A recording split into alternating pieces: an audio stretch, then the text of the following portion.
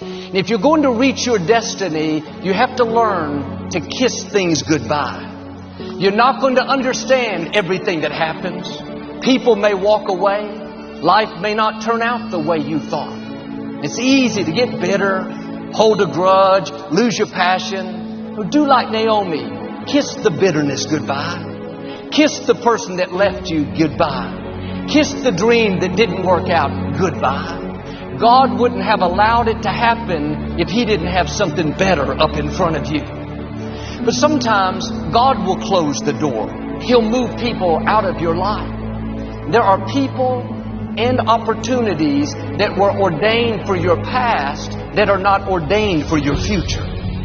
They were right for a season, but that season can come to an end. The key is how we handle the closed doors, how you handle the disappointments, how you handle the people that treated you wrong. Sometimes, instead of kissing them goodbye, we smack them goodbye. Good riddance. I didn't like you in the first place. Don't let the door hit you on the way out. Naomi could have turned away angry. Thought, I'm not going to kiss you, Orpah. Some friend you are. That would have kept her from the new things God had in store. She moved back to Bethlehem with her daughter-in-law, Ruth. Ruth married Boaz, a wealthy man that owned all the land. They had a baby. Naomi took care of their son like he was her own. After all she had been through, all the broken dreams, all the loss, while holding the little baby, Naomi said in effect, I never dreamed I could be this happy, this fulfilled. Her latter days were better than her former days. God knows how to give you beauty for ashes. He knows how to turn mourning into dancing. But it would have never happened if she had not kissed Orpah goodbye. Are you at peace with your past? Or are you bitter over the loss?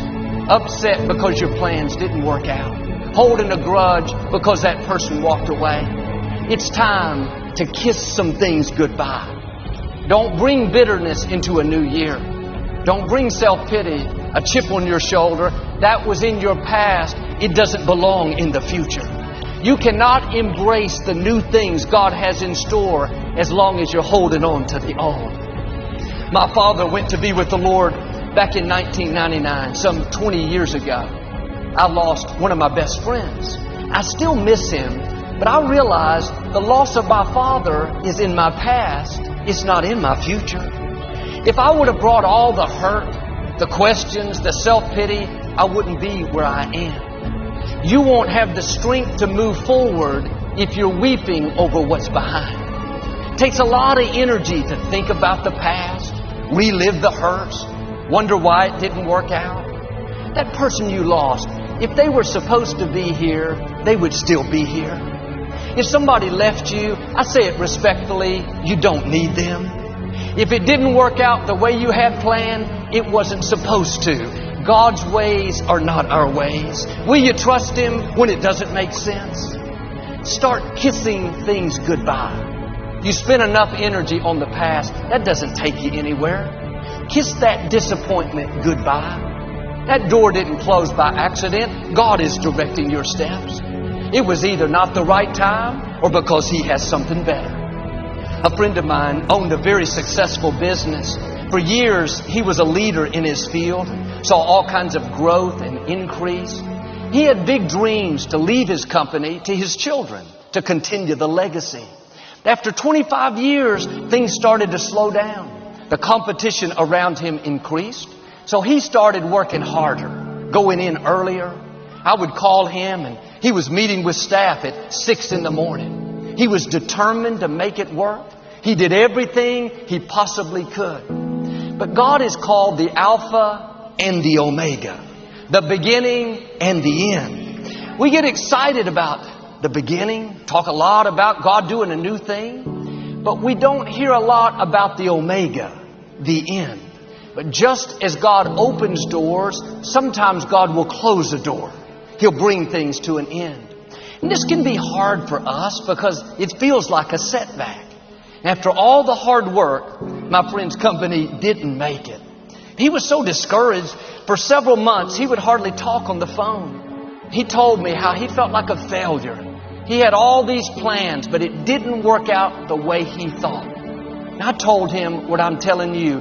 The best thing you can do is just kiss it goodbye. Don't bring a failure from yesterday into today. If one dream dies, get back up and dream another dream. He got his passion back and went out and started a consulting business. All kinds of doors began to open. Today he has more clients, more influence, more opportunities than he's ever had. His new company is many times more successful than his own. When life doesn't turn out the way you thought, remind yourself God is still in control. Instead of being sour, losing your joy, kiss the disappointment goodbye. Quit reliving mistakes you've made. Things that you wish you would have done different, wondering why it didn't work out. Like my friend, you may have done your best, given it your all, but it didn't succeed. Accept it as God's plan and move on. Our attitude should be, God, I trust you not just with my successes, I trust you with my failures. I trust you with the betrayals. I trust you with the things that don't make sense. When you kiss the past goodbye, it releases you into your future. You have to be at peace with what's behind you. It's not enough to just move forward, angry, bitter, mad at God. That's why Naomi kissed Orpah. It was symbolizing, this is painful, I don't like it, I feel betrayed, but I'm at peace. It takes maturity to kiss things that don't feel good.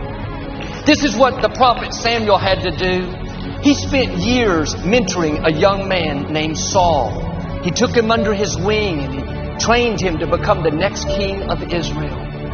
You can imagine how proud Samuel was when he saw this young man now grown and leading the Israelites. Everyone looked up to King Saul. He was tall and handsome. He looked like a king. But over time, Saul got off course. He made poor decisions. He eventually lost the throne. Samuel was so disappointed. He thought, God, I put all this time and energy into him. I've invested my life and it seems like it was all a big waste. You would think God would say, I understand, Samuel. Too bad, it didn't work out. But God didn't let him feel sorry for himself. He said, Samuel, how long are you going to mourn over Saul? God is asking us, how long are you going to mourn over what you've lost? How long are you going to be discouraged over who hurt you and what you didn't get and the boss that wasn't fair? I don't believe in giving people the right to feel sorry for themselves. Not because they don't have a good reason. Some people have gone through things that nobody should have to go through. But I've learned if you stay in self-pity with a chip on your shoulder, thinking you have a reason to live defeated, you will never see the vindication, the restoration, the promotion, the favor that belongs to you.